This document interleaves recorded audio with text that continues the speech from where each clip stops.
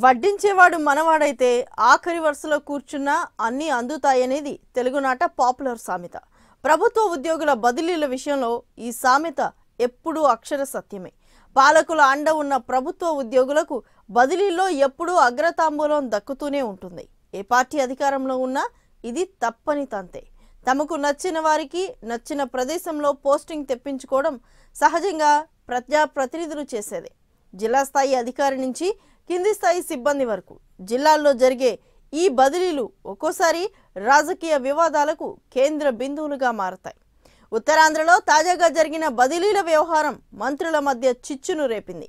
వివాదం చినికి చినికి గాలివానగా మారే పరిస్థితులు కనిపించడంతో మంత్రులే సంయమనం పాటించి వివాదం మరింత ముదరకుండా జాగ్రత్త పడ్డారు. అలా ఆ వివాదం సద్దుమణిగింది. కానీ ఎన్నికల ముందు మంత్రుల మధ్య వచ్చిన ఈ మనస్పర్ధలు రానున్న రోజుల్లో ఎలాంటి మలుపు తీసుకుంటాయో అని బెంగ పెట్టుకుంటున్నారు ఉత్తరాంధ్ర తెలుగు తమ్ముళ్ళు.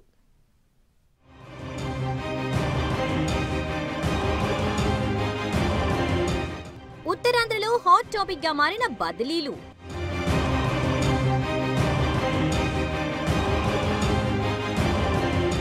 మంత్రుల మధ్య చిచ్చు రేపిన బదిలీల వ్యవహారం.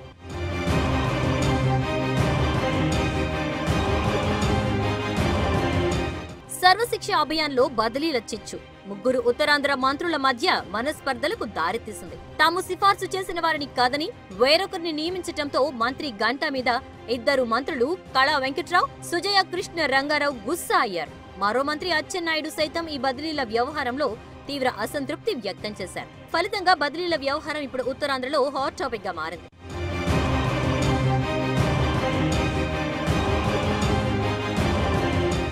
సర్వశిక్ష అభియాన్లో పోస్టు అంటే కామధేనువు నట్టింట్లో ఉన్నట్లే భావిస్తున్నారు కొందరు ఉద్యోగులు. మంత్రుల కాళ్లా వేళ్లాపడి ప్రాజెక్ట్ ఆఫీసర్ పోస్టులో కూర్చోడానికి తెగ ప్రయత్నాలు చేస్తున్నారు. కేంద్ర ప్రభుత్వం ఏటా కోట్ల రూపాయలు సర్వశిక్ష అభియాన్కు మంజూరు చేస్తూ ఉండడంతో కాస్తైనా వెనకేసుకోవచ్చన్న ఆశతోనే పీఓ పోస్టులకు తెగ డిమాండ్ ఏర్పడింది. విద్యాశాఖ వర్గాల్లో ఈ పోస్టు కోసం ప్రయత్నించని ఉన్నతాధికారులు ఉండరంటే అతిశయోక్తి కాదు.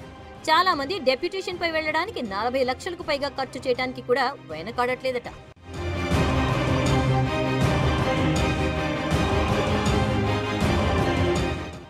ఇప్పుడు శ్రీకాకుళం, విజయనగరం జిల్లాల్లో సర్వశిక్ష అభియాన్ పీఓల నియామకాలు రాజకీయ వివాదానికి కారణమయ్యాయి. ఈ రెండు జిల్లాల్లో ఇంతవరకు డెప్యుటేషన్ పై ఉన్న వారి కాలం పూర్తి కాకముందే వారిని తొలగించి తమ వారికి అవకాశం ఇవ్వాలని మంత్రులు సిఫార్సు చేయటం కొత్త తలనొప్పులు తీసుకొచ్చింది.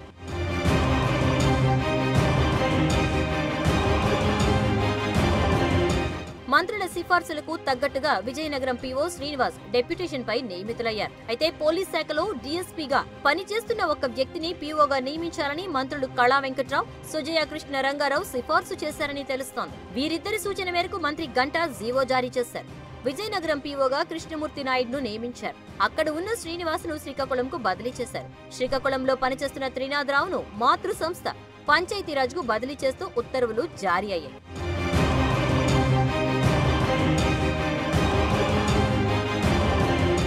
మంత్రి గంటా తీసుకున్న నిర్ణయం పెద్ద వివాదానికి కారణమైంది. తన అనుమతి లేకుండా శ్రీకాకుళం పీఓను ఎలా మారుస్తారంటూ మంత్రి అచ్చెన్నాయుడు నిలదీసినట్లు సమాచారం. పీఓపై ఎలాంటి ఆరోపణలు ఉన్నా మార్చడానికి వీల్లేదంటూ అచ్చెన్నాయుడు పట్టుబట్టడంతో చివరికి మంత్రి గంటా మరో జీవో ద్వారా నియామకాలు నిలుపుదల చేస్తూ ఉత్తర్వులిచ్చారు.